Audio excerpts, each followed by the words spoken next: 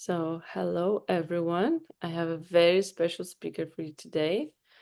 I already hyped up this call enough. I feel like it's in our Slack channel, but her name is Kseniia, and she worked for such amazing projects such as Anchor, Polkadex, Premium Finance, and she has so much experience when it comes to marketing in general and Web3 marketing specifically. And I feel like what you guys are going to learn from her is super, super valuable, especially because so many of you have asked me about KOL marketing. That's on everybody's mind right now when it comes to bull market. Everybody's just looking to grow. So yeah, I'm super excited to introduce Kseniia, and I'm going to hand it off to her. Thank you so much for such intro, Unica. Yeah. Let me just share my screen and we can start.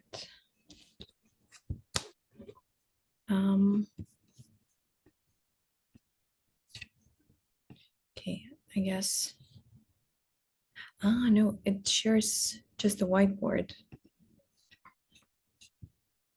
Sorry, I'm not very experienced in Zoom. Do you know how I can share the PowerPoint?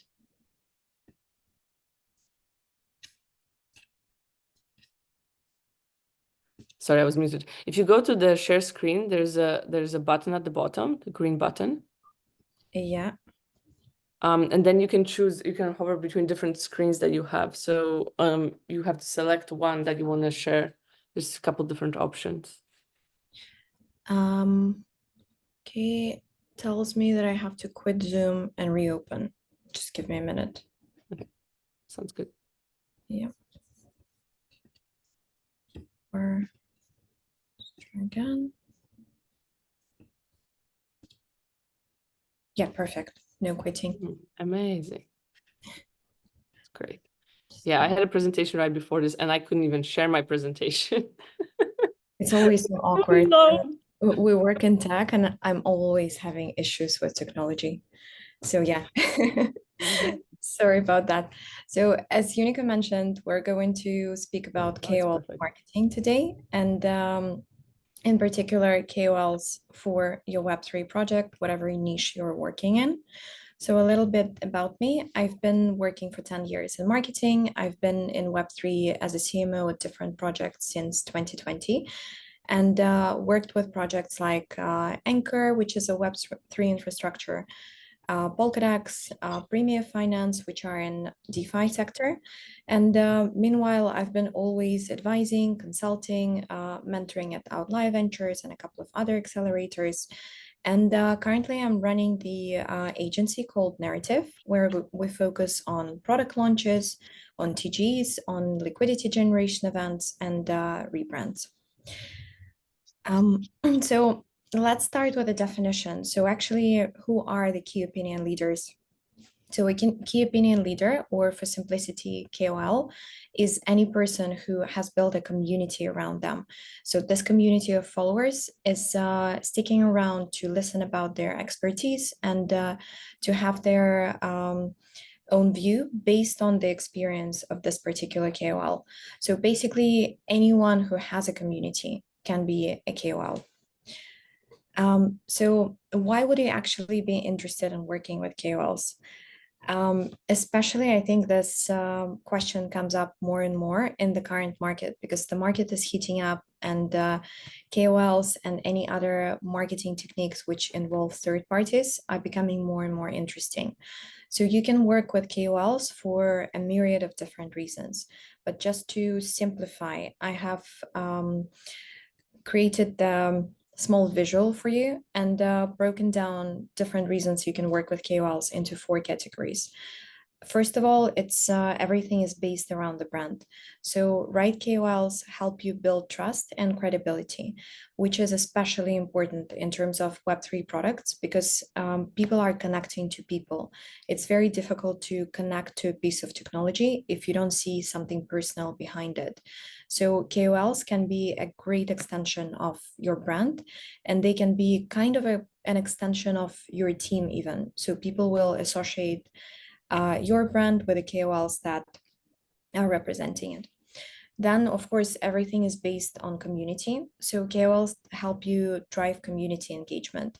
They also help you grow, grow bigger and grow faster, because you can enhance project visibility. And I think here it's very closely tied to the community, because basically what you get from KOLs is another platform to showcase your product, your project, to share the news. And you can go outside of your existing community or the community you're building, and basically tap into the community and the following of this particular KOLs you're working with. And obviously, because we're all trying to build something incredible and bring something new to the world, hence we all need feedback, we need adoption, and we need onboarding. So KOLs can help you through the right strategies to accelerate adoption of your product, to have more feedback and more like visibility for different groups of users, and also to speed up the process of education and onboarding for the users. Then I would like to talk about who should be your KOLs. And I think it's important to start with who should not be your KOLs, because usually when anyone, founder of a project, developer, or anyone not on the marketing team hears the word KOL, the first thing that they say is that we don't want to work with shillers. And I think it's important to understand that KOLs are not shillers. I gave a couple of examples here of like how a shiller might look like.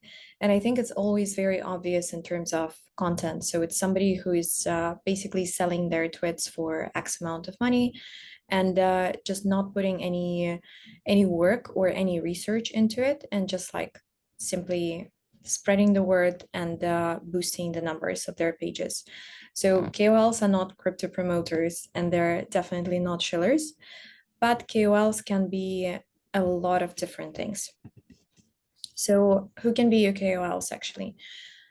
KOLs can be crypto researchers, gem hunters, or threaders. I put them in the same category quite loosely because I think it's more or less the same feeling that you have from their content. So it's people who are doing different overviews of a particular niche or a particular project. They might be even looking at a project from simply the token side. They might be looking into projects from the product side, or even like discussing the top projects in AI sector, for example. Then I think it's very applicable to DeFi. You have traders and liquidity providers. I think this group stands separate because simply because DeFi products are way more advanced in terms of the development process compared to other niches of Web3. So there are just more products that are usable, and basically KOLs can showcase how they work with them and showcase their success stories or loss stories on products that are already in use. Then your angel investors and developers are quite often KOLs, because again, KOL is any person with influence and any person with a community around them. So think of angel investors who are basically, let's say they're trying to have more visibility for their investments, but at the same time, they're trying to educate their community about the projects that they're interested in. And they're trying to explain their community what they're interested in. In terms of developers, I think it's one of the best groups to use as your KOLs, and it's also one of the most difficult groups to use as your KOLs because they're more independent and less likely to be willing to work with you on a paid basis than any other group. But especially for products that are either solely focused on business to business, so products that will be applicable to other projects, like something that, let's say, a piece of technology that you integrate into your product, or a blockchain that is inviting other projects to build on top of it. Developers are the key KOLs here. And last but not the least, podcasters and newsletter writers. Basically, any KOL from the first three groups can have a podcast and can have a newsletter, and vice versa. You don't have to be basically you can have just a podcast and let's say not be so solid on your Twitter following, for example. So a question that arises quite often is how to find your KOLs, because I think it sounds logical and we know like we all follow some KOLs, but when it comes to your particular project, where do you actually start? There are multiple ways how you can approach it, but usually what I'm doing for both new products and existing products, first of all, I'm starting with the social media research. So when I understand which kind of KOLs I want to work with, I simply go to social media and start checking the accounts that might be applicable.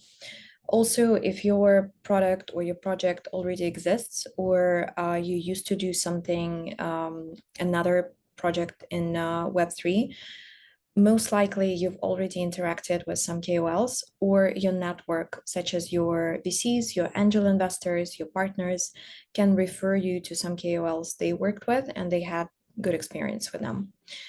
Also, community feedback is always helpful. So one thing that I'm asking is trying to get a grasp of who the community of the project I'm working with is following. So any particular KOLs that they take information from, anyone maybe they interact with, or chances are that some people in your community will be KOLs. They might not be huge KOLs, but think about people who have, like, let's say, up to 5,000 followers. They're already influential and they're called micro KOLs. And their content, in a majority of cases, is of incredible quality, and they're more humble than bigger KOLs. So you can, so to speak, cut a deal easier, and you will get way more from your money because they also have an incentive to put more work and get more visibility from your project. And obviously, in the last, I would say, a year, a lot of Web3 analytics companies are paying attention to KOLs and the issue of like finding KOLs, scoring them, and giving the teams more visibility on who to work with. So there are some influencer databases from companies like Cookie3, for example, which can also be very helpful and can minimize the time and effort that you put into searching for KOLs. How do you choose the right KOLs? There are multiple things to consider. I think the most important is actually, are those KOLs relevant for you? By relevance, I mean, do you see them as the part of your community?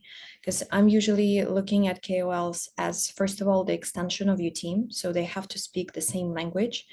And as you build your community around your team culture, around your vision, you want to be surrounded by people who are basically on the same wavelength. So think about KOLs also as an extension of your community. So simply ask yourself, when you're reading what they're writing, when you see their opinions, when you see how they behave online, do you think that they can be a part of your community? And do you think that you actually speak the same language? Are they not, let's say if you are trying to speak very professionally and this KOL is super degen, probably it's not the right fit for you because it's going to contradict your company culture and it's going to contradict anything that you're doing and might be even harmful because you are going to attract the wrong audience to your product. Secondly, obviously, it's content. Try to think whether the content that they're creating resonates with you, whether it's interesting to read and does it bring value? Because I think this piece is very important because now, especially when there are more and more KOLs popping up, people want to follow somebody who actually brings them value for the time that they invest into reading, following, and interacting. So think about their content in terms of can people find it interesting and can they find it worth their time? Third factor that's important is authority. in terms of authority, what I'm looking for is how this KOL is connected to the particular ecosystem. Let's say if you are building on Solana blockchain, are they connected to Solana ecosystem? Are they connected to other KOLs in Solana? How well are they taken? And is their opinion influential inside the ecosystem? Also, if you're building on multiple chains, try looking for wider Web3 authority for KOLs.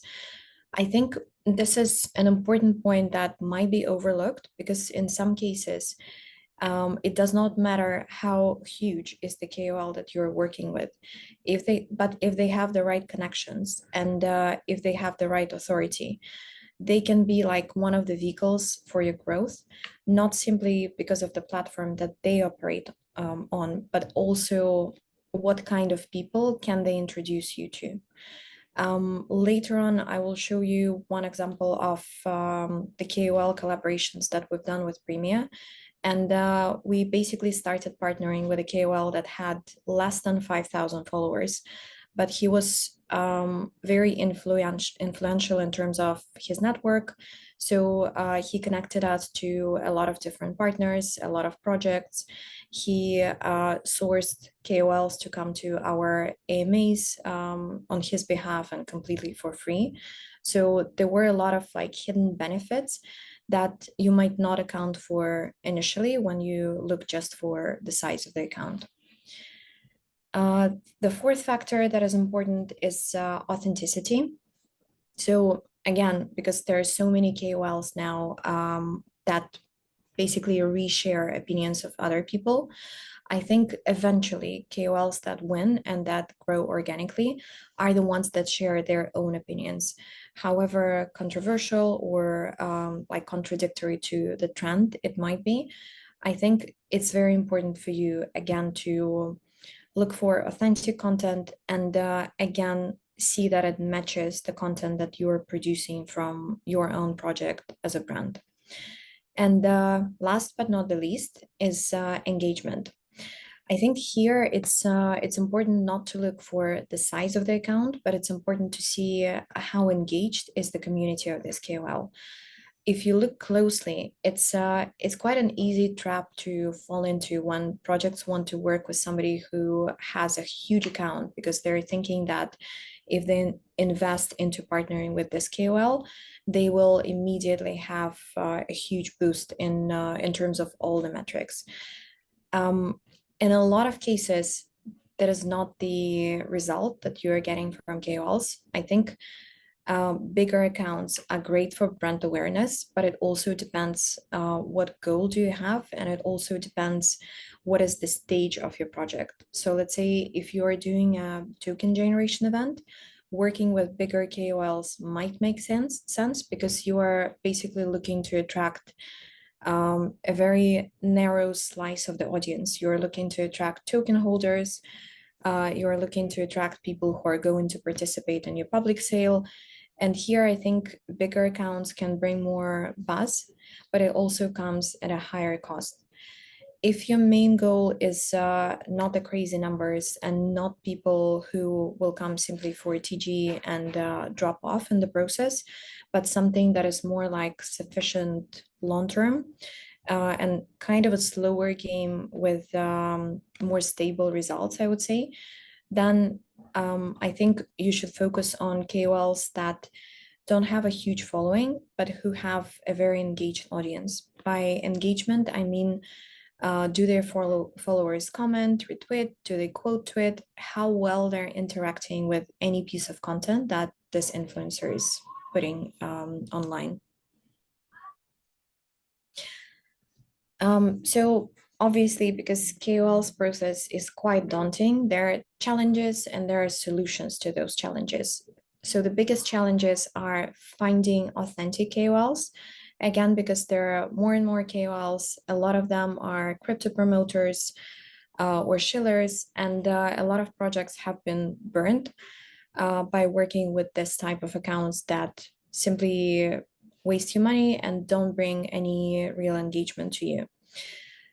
Second challenge is managing collaborations, especially when you're doing this at scale. And I think in certain cases, it might make sense even to get external help to manage KOLs in case you don't have the capacity inside your team. Also, in terms of managing collaborations, I think there are multiple facets of this issue, starting with how do you actually connect to KOLs, to basically the contracts and everything throughout the duration of your partnership. And measuring ROI, which is one of the biggest issues with KOL marketing because it's very difficult to do, and most likely you will not get exactly invest $1, get XYZ results. So the solutions to all of the mentioned challenges are quite simple, and I think you just have to be disciplined, and you have to allow yourself some time to go through different vetting processes in terms of finding your KOLs and finding the right fit for your particular project and product. Then in terms of managing collaborations, first of all, it makes sense and it's very helpful to set clear agreements, because I think in this terms, it's difficult to work with KOLs because you have different agendas, right? So from the project side, you have an agenda that you know exactly how the KOL is going to support you. It doesn't happen very often that the KOLs have exactly like 3 posts per month and this is what you pay for. So I think it makes sense to start working with KOLs you can trust, first of all, because a lot of these relationships are very trust-based, and clarify your agreement as much as you can. So try to get as many tangible results as you can out of KOL. But what I'm always advising is not setting super strict terms, because let's say if you want this KOL to do 10 posts about your project per month, but they know that their community doesn't like being shilled to, I would say that go with the information that the KOL is giving to you, because they know their community. They know what will be taken as organic collaboration, and they know how to make their content interesting. So it's all about discussions and clarifying the process. In terms of measuring ROI, I think there are two things. First of all, it's continuous monitoring, especially if you're working with a KOL, not just for one post, but for the entire duration of your campaign. It makes sense to monitor what are they doing, how active they are, how active is their community, how their community is responding to different types of content that they post about your project. And obviously feedback loops.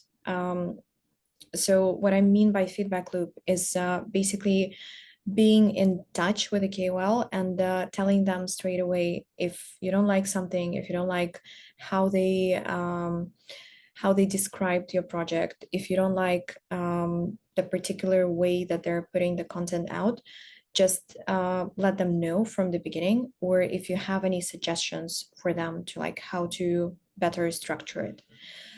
And I think also in terms of ROI, what's important is that you will always have a better ROI when you build long-term relationships. So it's almost impossible to understand whether this particular KOL worked for you if you've done just one post, because there's so many different things that might go wrong on that day, starting from the news, let's say, to even like maybe this type of content was not working, or maybe the algorithm was acting out on that day. So the longer collaboration you have, the better. And what I'm always trying to do is to collaborate with KOLs on a monthly basis. And then after that, decide whether it makes sense to continue the collaboration, whether we need to tweak something, or whether we just want to say thank you and not work with them again. So moving on to successful KOL strategies. I have kind of loosely divided them into promotion, product marketing, and education. In fact, when you work with KOLs, it's kind of one and the same in a lot of cases, or it's a mix of two or three categories out here. In terms of promotion, I think what really helps is onboarding in terms of educating the audience. Because when you work in crypto, we all feel that everyone knows what crypto is. Everyone knows how to use the products that we're bringing to the world. But in fact, we're still in a very kind of an echo chamber. So it's very easy to forget that we actually have to educate people. And usually, especially for projects that are at the initial stages, you simply don't have time to create really good quality educational content coming from your project because you're most likely not like super well stuffed at the current point of time. So KOLs can help you to spread the word and increase the brand awareness.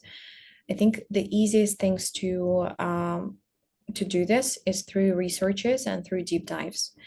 For this, you can partner with KOLs who do threads, for example, who do deep dives in newsletter form into different projects, or just the ones who do like maybe even proper research pieces. Same goes for overviews of projects or overviews of a particular niche, like, for example, top 10 AI protocols, top 10 depend protocols, and things like that. And obviously, some of the promotional techniques, you can ask KOLs to retweet your posts, or you can ask them to have you as a guest on AMAs hosted on their platforms, where you can fully showcase your product, you can talk about your project, why you started building it, and just give a bit more personality and a bit more body to what you are doing for the audience of this KOL. In terms of product marketing, I think, again, I can't stress education enough. So how-to guides, especially if you already have a product or if you are working on a product that will be available in the next couple of months, you most likely already have either a working prototype that you can showcase, or at least you have some Figma screenshots that you can show to people, and KOLs can basically, based on the materials that you give to them, they can create the how-to guides for you. Same goes to live streams. If you have fully working product, or if your product is in beta version, you can simply ask KOLs to, I think it's most applicable to DeFi, at least at the current stage of the market. You can, let's say, if you have a DEX, you can ask KOLs to trade on your DEX and show how seamless the experience is. Same goes to success sharing. If you have a product, let's say again, it's a liquidity pool, and this KOL can showcase that they are depositing into your liquidity pool. So they have kind of like a social proof that they use the product, and they share their success. They show that, let's say, their yield was 300%. Also, kind of product marketing in terms of KOL strategies is referrals. Referrals is quite a controversial thing in crypto because it worked really well for some protocols, though others did not have as much luck with this. But I think it's still, it makes sense to try. And if you're doing a referral program, I would strongly advise to tie it to your KOL strategies, because it's going to just boost the overall use of referrals. And education as a separate topic, because again, there is never enough education. It can come in a million different forms. You can write long form articles that are either coming from the KOL, or you can even integrate the content written by the KOL into the content that you produce from your brand. So let's say you are asking a KOL to write certain opinion point, to write the some strategy point, or just to write an educational piece about any topic that you would like to have, or about your protocol, and just simply publish it from your account, quoting that this was written by this KOL. Twitter threads, again, the same story. Academy style content, which I'm going to show to you in the next slides, and co-hosting AMAs, which works really well. And I think it's a very underrated technique because usually protocols try to get somebody from their team to host AMAs, while when you have co-host who is a KOL, it automatically brings you more exposure. And I think it makes content more interesting because you might be seen by even people or members of certain communities that would never find your protocol otherwise, but they're already following this KOL. So here are some examples of what we've done with Premia. As I mentioned, we started working with Marty, who used to have like less than 5,000 followers back at the time. We had a very long-term collaboration. So we started with a trial 3 month and still working with him. And it's been like way over 9 months, I would say. So we could properly measure the results throughout 3 months. And we could also try to do some more interesting collaboration things that go outside simply just mentioning Premia and mentioning that he's trading options on Premia. So some of the things we started with, we asked him to, so Marty is basically running his own fund, and he's a very well-seasoned options traders. And Premia is a protocol that is a DEX, but that offers, instead of trading tokens, it offers trading options.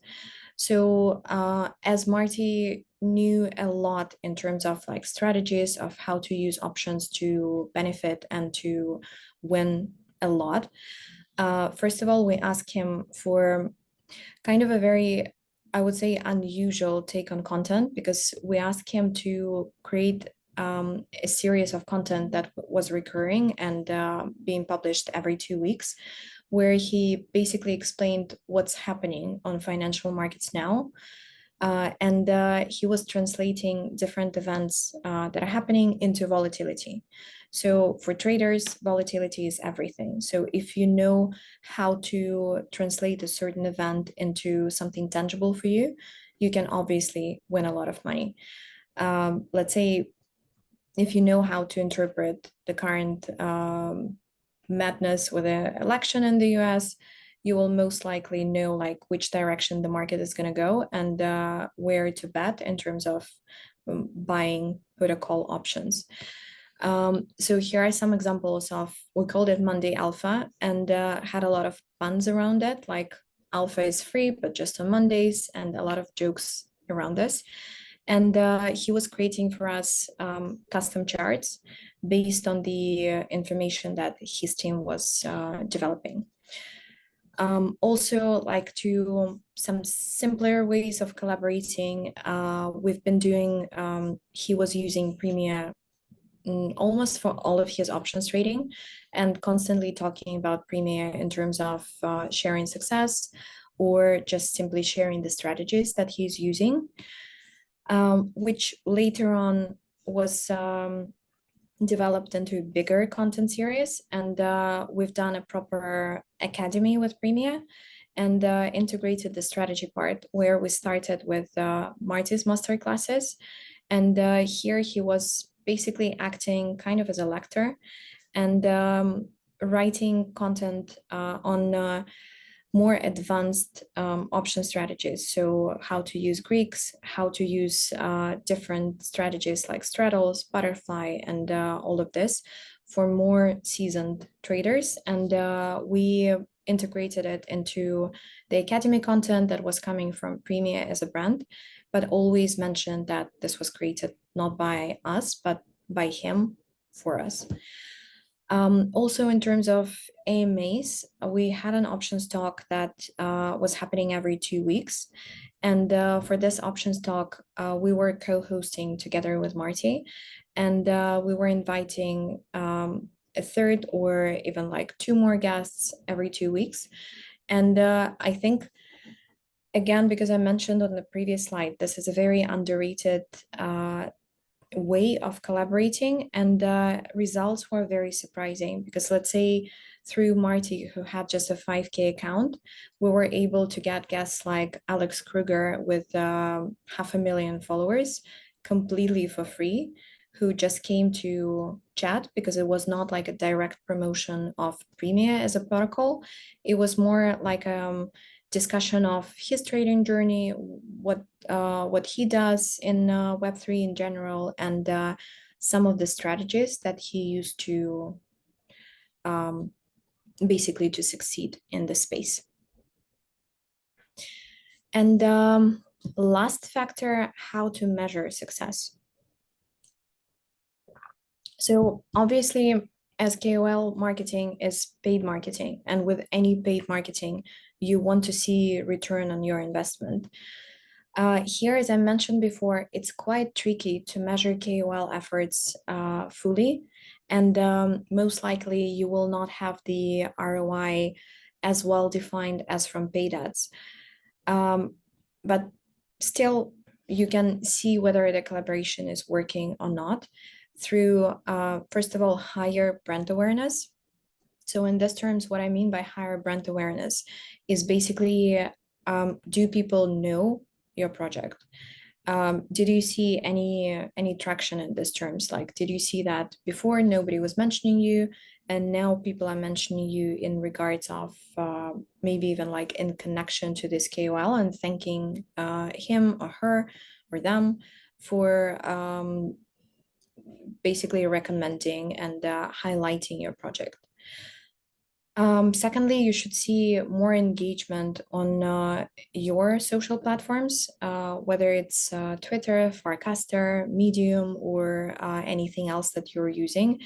If your KOL marketing efforts are paying off, you will most likely get more followers, more comments, more retweets, and just in general, more buzz around what you do.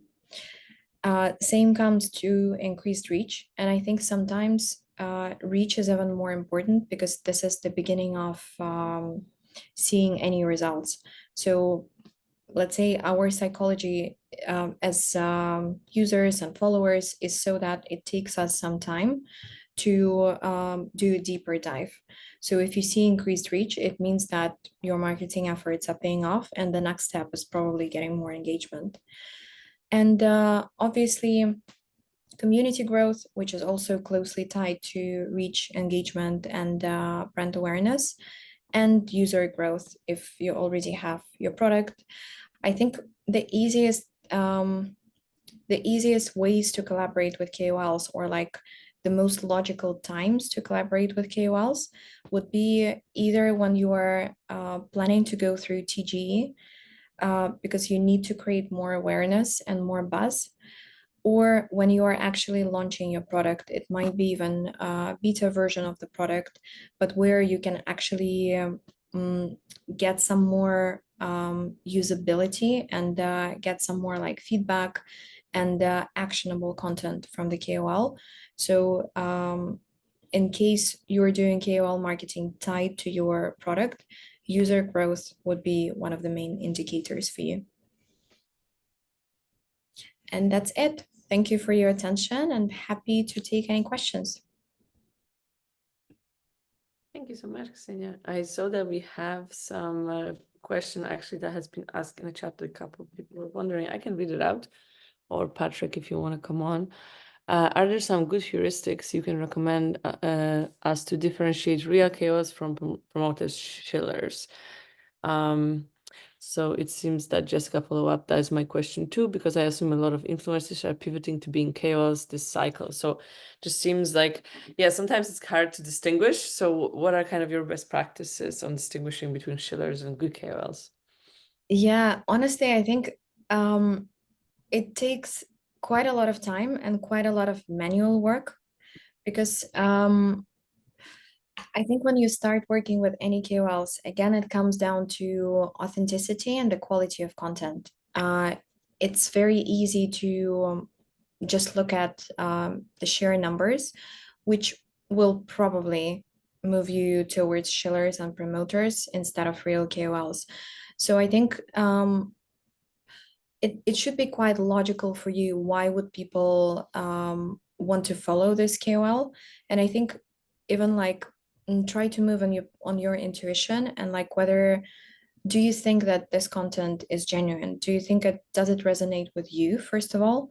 Because if you're looking for your team, you're part of the team and you're part of the overall vision and the culture of the team. Does this KOL, are they aligned with you? Do they have the similar values?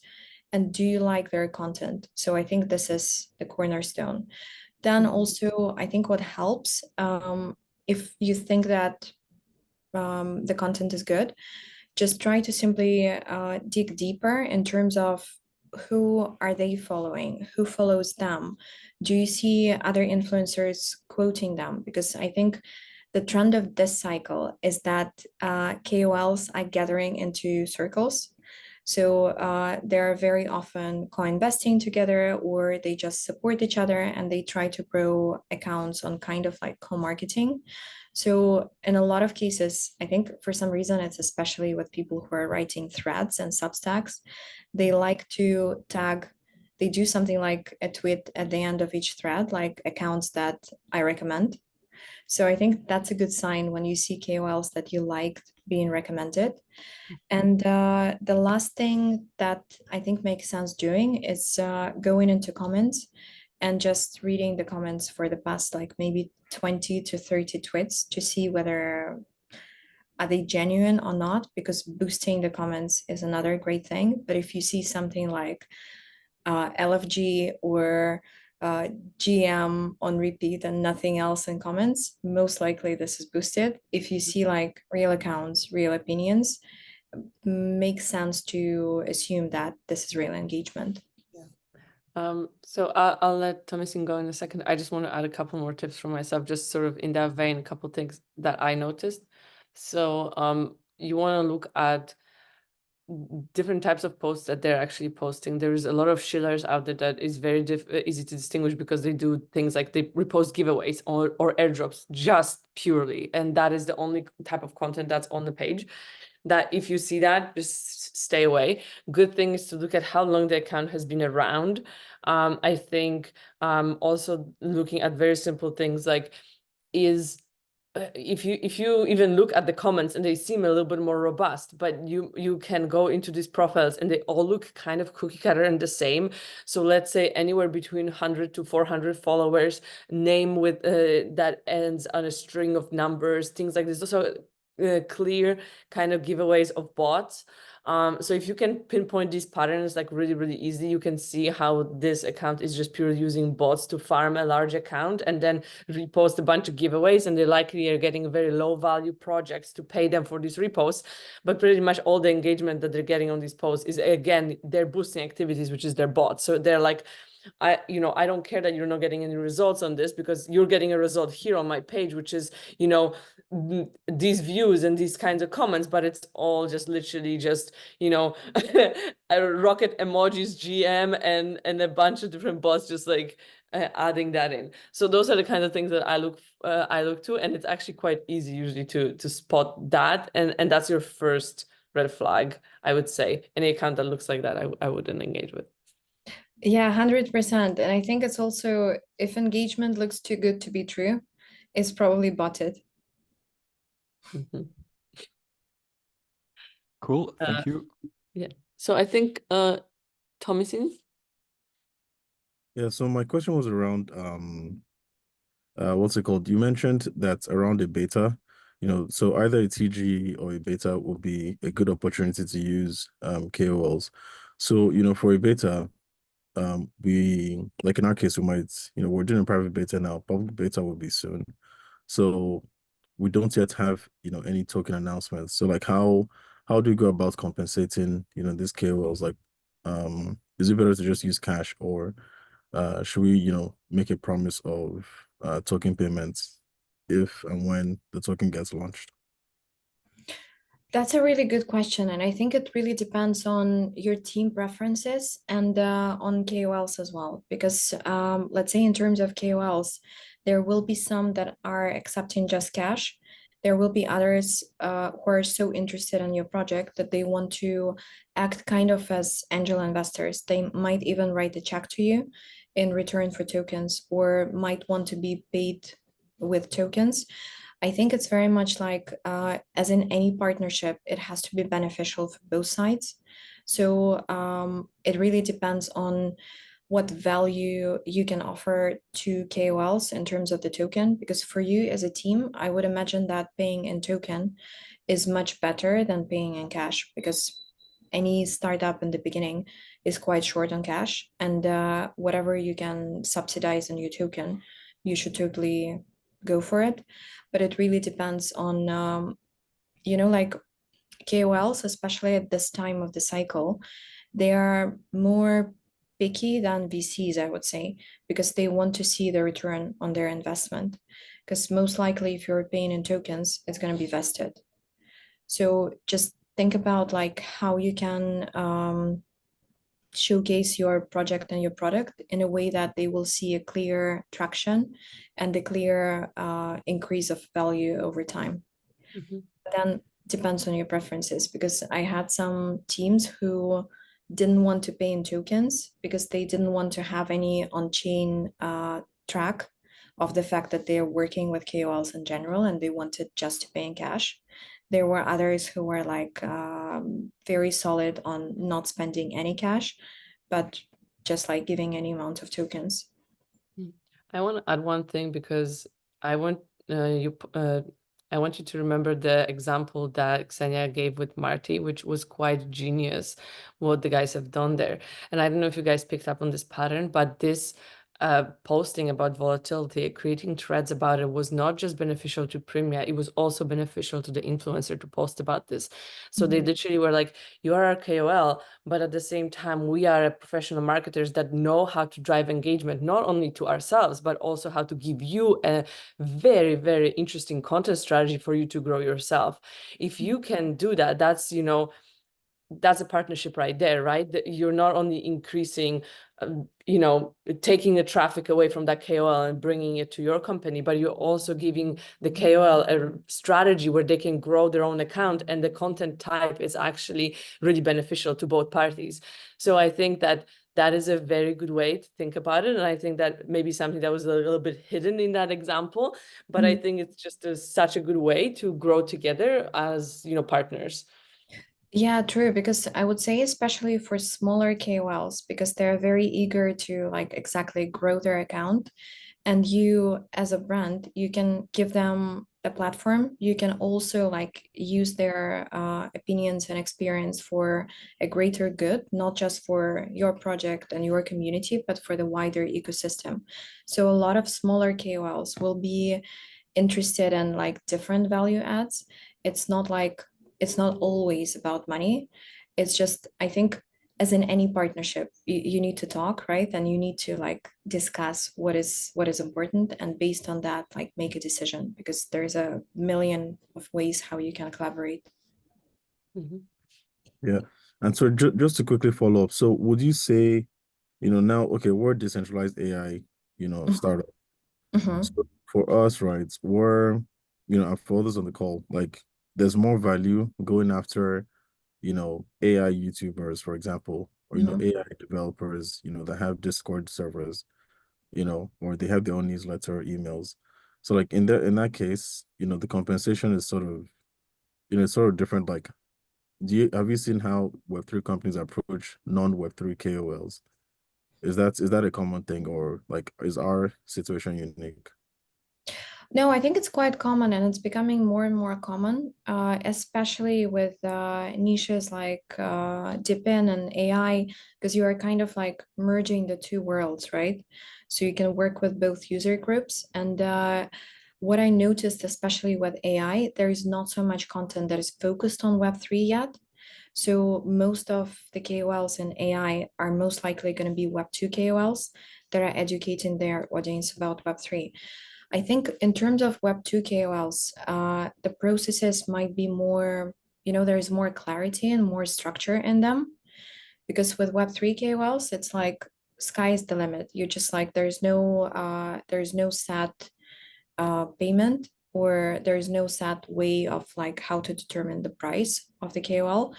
I think what I'm trying to do with payments, I'm not trying to impose anything on the KOL. I'm first asking them what are they usually charging. Like I'm giving them as much information about the product and the project as I can, and trying to kind of like sell them on a product, because I try to think of them as VCs and as people who can bring a lot of value on board. So try to sell your project, try to ask them how much do they want to be paid, or like how do they want to be paid, and just start from there. And we have Rodrigo. Yeah, I was gonna, well, first of all, thank you, Ksenia, for the presentation. Really good and helpful. On the other hand, I was gonna ask literally what you were just talking about. If there was like a fixed price, depending on the average, I don't know, followers, reach, or whatever, but you already explained that perfectly. On the other hand, I saw on your profile, on your Twitter profile, that you work with a company called Safari, I think, which would be like a really good solution for creating a funnel, a user funnel. I don't know if you could explain a little bit on that company, if you wouldn't mind. Yeah, I don't work with Safari, but I'm part of Safari community. So it's a community of marketers, growth marketers, BD people, and so on. But I also use Safari as a solution. I think it's really good. I use a couple of different things for analytics, and I think my top two preferences are Safari and Cookie 3.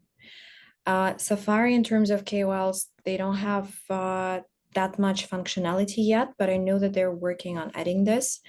Cookie 3, depending on the chain you're on, especially if you're building on Ethereum, Arbitrum, or I think like most chains except Solana yet, they have the solution for KOLs. It's basically looks like quite similar to what Web2 marketers are used to. So it's like a database of KOLs with some information, like if the KOL was interested in partnering with certain projects, what is the price and stuff like that. But I think it depends on like in what regards you want to work with them. Okay, perfect. Yeah, that sounds amazing. I'm gonna try Safari for sure. I was using actually one called Velo. I don't know if you use it. It's Web3 on-chain analytics, but it's pretty interesting because it gives you like if you look for a token or an NFT, it gives you all of the wallets. For example, the holders of the wallet that has the most users on Forecaster or Lens. It's a pretty good analytics tool, but for sure I'll try both of them. Sorry, the other one that you told me about is Cookie 3. Yeah, I can write it here. I think. Do I write it in notes? Yeah, you can write. I just found it, no worries. Okay, perfect. If you guys want to drop something in chat, if you want to go around and drop different tools that everybody likes using, there's one person, I think he's on this call, who recommended Get Money to me. It's a Twitter tool that allows you to analyze different Twitter accounts and also points out which ones of your own followers are the most high value, which is pretty brilliant. So I can type that in. I actually been using it quite a bit. That's interesting. Oh, thank you. It's cool how there's so many tools to do different analytics in Web3 now. I remember that it's like literally there used to be nothing even like a year ago. Now there are so many different things that make our life easier. Yeah. But I think it's not everybody knows about everything. I think it's just there's still quite small projects in general. So we're all finding it out right now. But yeah, I've been taking notes about all these platforms that you guys were discussing, because I'm gonna try them out too. For sure. I think another thing that I would like to say as a closing note for like everyone who's on this call, because I guess you're all more or less in the same situation, that you're maybe pre-TG, pre-product launch and so on. I think it's a trap to think that KOL marketing is an answer to all your questions, and you will run one KOL campaign and everything you do is gonna like balloon magically. I think you should look at KOLs marketing as not a single channel, but as part of your marketing mix. And what I noticed is that if you don't have your marketing basics, like if you don't have a good foundation of your docs that are clearly written, like well structured and full of up-to-date information, if you don't have information on the website, if you are not producing content and social posts that are coming from your account, KOL marketing is going to most likely be a waste of money. Because even if you think logically about this, in order for the KOL to create good content, you need to onboard them in any way. Most likely, you will not have time to jump to with each and every KOL to different calls and like explain to them different parts of your protocol. So make sure that you have a good basis and make sure that you basically feed the information to KOLs in the right way so that you avoid different miscommunications, you avoid the things that they posted something which is factually not correct. So try to do as much as you can in your brand and product marketing at first, and only after ask KOLs for help. Yeah, that's a brilliant point. Actually, I have a quick follow-up question. We have 2 minutes, so maybe we have enough time. So from my perspective, I like to think about KOLs in the same way as kind of people talk about journalists. It's like talk to them before you need them, sort of thing. So I wonder if you have any tips on like when the founders should reach out to KOLs, or is it better that they talk to them first? Is it better like what would be the right approach from your angle if you were to, working for very early stage products that maybe didn't need KOLs right now, but like how would you start these conversations? That's a good question, and I think a tricky one, because here, as KOLs are people, right? So sometimes you respond straight away, sometimes you respond in a week if you're busy. So I think give yourself some leeway and probably start asking around like at least a month before you want to start working. Because if you want to secure good and quality KOLs, a lot of them have kind of like a waiting list. So maybe you will come at the right time and they can start working with you straight away. But it might be the case that you will have to wait for a bit, or it might be the case that they will need to do some research on your project to first of all like say yes or no to you, and secondly to create content that is going to resonate. So I would say like a month before is probably like a month before, not your actual let's say product release or TGE, but a month before you want to deploy KOLs, because you will most likely want to start working with them a couple of weeks before you launch anything, just to hype up. So yeah, try to work it backwards from your key milestones. Thank you so much, Kseniia. Thank you so much for coming and for this brilliant presentation. I think it was super useful, and I'll be recommending a bunch of other people that couldn't join live to watch it, because I think there's some very, very brilliant tips there. Thank you so much. Thank you for inviting, and happy to hear that it was helpful. And also, like, I will post Kseniia's emails in our Slack. Sorry, guys. You know that I have a problem with my voice sometimes. In case you want to reach out and follow up with her. Yeah, the same. If you want to reach out on Twitter, on LinkedIn, always open to chat. Thanks so much, guys. Bye, guys. Thank you. Bye-bye. Thank you.